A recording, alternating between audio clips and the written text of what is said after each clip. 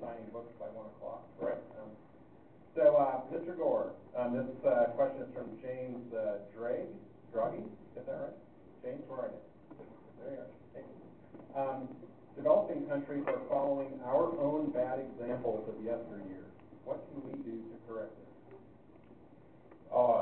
You know, there used to be a principle called keeping up with the Joneses, and now with satellite television and all of the modern media is sort of keeping up with Dallas or keeping up with the lifestyles in the West. And there is a very powerful movement in the developing countries to push to much higher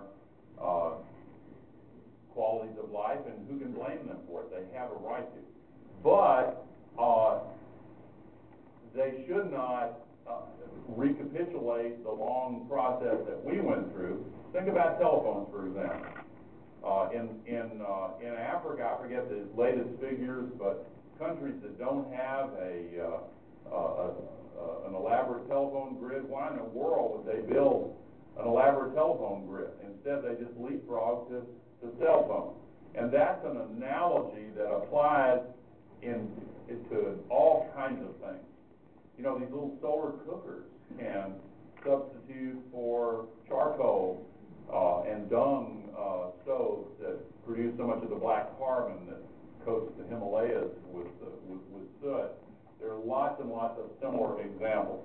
So technology is a big part of the answer, and in the developing countries, we can do a lot to assist them in this leapfrog process to not recapitulate the mistakes that we made and go straight to some of the much more efficient technologies that will give them a higher standard of living without the levels of pollution that have been associated with that here in the United States.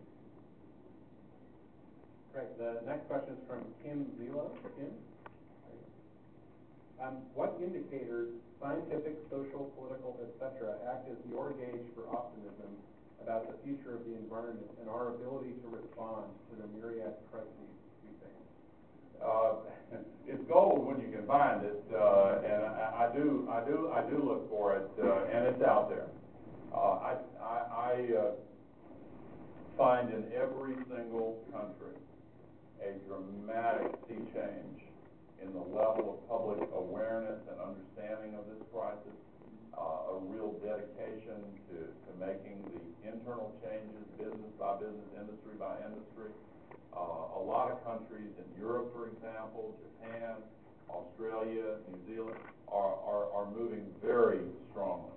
Even China, you know, the president's been in China the last couple of days. China in the last 3 years, in each of the last 3 years, has planted 2.5 times more trees than the entire rest of the world put together. They will soon be number 1 in solar, number 1 in wind. They're building the largest supergrid in the world, will be completed by 2020. They just changed their 5-year plan. It'll go into effect in 2011, where every official in China is evaluated for promotion on a particular set of criteria. They just added a big new factor, CO2 reduction. So they're very serious about this, and there's a consensus in their society. Now, there are a few countries where that hasn't really happened yet. And here in our country, the one thing that's really unique about our country is we're practically the only country in the world where there's still a semblance of a debate on science. And, you know, right-wing talk radio and one of the cable networks and some of the newspapers. You know, there's a steady stream of just nonsense on this. And I know that sounds like a pejorative word, but really, you know, what role do facts play in big public debate? I mean, take the birther controversy as an analogy. You know, I'm only using it as an example. The birth certificate certified by the governor of the state, a different political party certified, 2 contemporaneous newspaper announcements on the day of the bird, hard to plant those, 48 years ago, whatever it is. And yet still, in spite of evidence that any reasonable person would say, okay, I get it, it's bogus.